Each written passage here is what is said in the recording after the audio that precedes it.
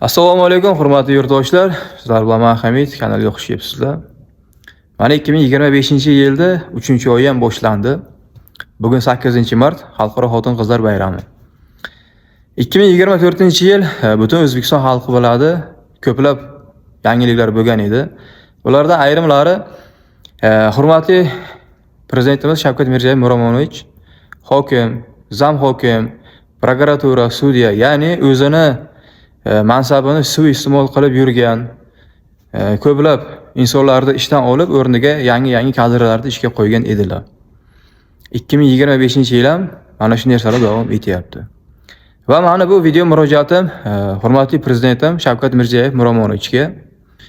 Hurmatli prezidentim, o'zimning nomimdan, xalqning nomidan iltimos qilib so'rayman va konstitutsiyaviy huquqlarimdan kelib chiqib talab ham qilaman. Hurmatli prezidentim, sizdan iltimos. Elektr energiya vazirligida ishlovchi, xat savoti yo'q, bilimi yo'q.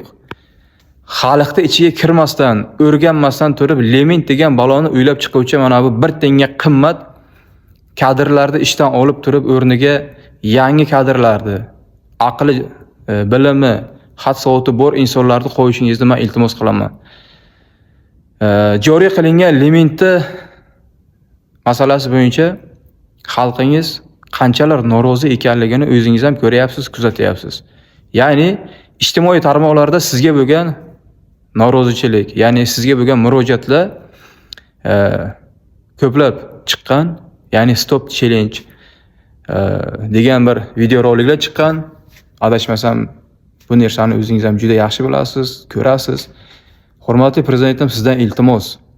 Mana shu elektr energiya vazirligida ishlovchi xodimlarni ham almashtirishingizni iltimos qilaman. Sababi o'zingiz ko'ryapsiz, o'zingiz bilyapsiz, har yili chiqib turib, bo'lar bo'lmas va'dalarni berib, va'dasini ustidan chiqa olmasdan turib, sharmanda bo'lyapti. Va oqibatida xalqni noroziligiga olib kelyapti. Hurmatli prezidentim, sizdan iltimos. Elektr energiya vazirligida ishlovchi xodimlarni almashtirishingizni iltimos qilib so'rayman. Sababi xalq ichiga kirmaydi, o'rganmaydi. Qaysi tumanga qancha elektr energiya taqsim qilish kerak bilmaydi. Qayerda gaz tortilgan, qayerda svet bor. O'rganmasdan turib, elektr energiyaga limit balosini joriy qilib qo'yibdi. Gaz yetib bormagan hududlar bor, yoki bo'lmasa svet yetib bormaydigan hududlar bor. Qo'yilgan 200 limit qishki kuni 2 haftaga ham yetmaydi. Birovning uyida qariyasi bor, birovning uyida go'dagi bor, chaqalog'i bor, yoki bo'lmasa nogiron bor. Qanchalar to'g'ri keladi mana shu elektr energiyaga qo'yilgan limit? O'zingiz o'ylab ko'ring, hurmatli prezidentim. Sizdan iltimos. Yana aytaman, sizdan iltimos, o'zimning nomimdan va xalq nomidan sizdan iltimos qilib so'rayman. Elektr energiya vazirligida ishlovchi xodimlarni almashtirishingizni iltimos qilib so'rayman. Va limit masalasini qaytadan ko'rib chiqishlaringizni ham iltimos qilib so'rayman. 1-aprelgacha hech qancha vaqt qolmadi. Narx-navo yana ko'tarildi. 1-apreldan narx-navo yana ko'tariladi. O'zingiz o'ylab ko'ring.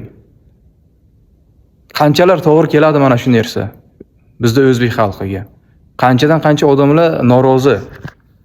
Uyida o'tini qolmadi, daraxti qolmadi. Kesib turib hammasini pechga tiqayapti. O'sha limitga puli yetmaganligi uchun. Ijtimoiy tarmoqlarni kuzatadigan bo'lsangiz, chiqayapti har xil videolar. Daraxtni kesgani uchun, tabiatga zarar yetkazgani uchun million shtaraf ham so'layapti. O'shani uyida gazi yo'qligi uchun, svetga qo'yilgan limitga pul to'g'ri bera olmagani uchun mana shu voqealar bo'lyapti. Sizdan iltimos, hurmatli prezidentim, iltimos qilib so'rayman. Elektr energiya vazirligida ishlovchi aqlsiz, bilimsiz, 1 tenga qimmat xodimlarni ishdan olib, o'rniga yangi kadrlarni qo'yishingizni iltimos so'rayman. Va butun O'zbekiston xalqidan mana shu videoni kim ko'rib turgan bo'lsa, iltimos kommentariyaga chiroyli qilib o'zingiz fikringizni qoldiring, faqat qo'pol so'z yozmanglar. Kim meni fikrimga qo'shilsa, kommentariyaga stop limit deb yozib ketishlaringizni iltimos so'rayman. Sog' bo'linglar.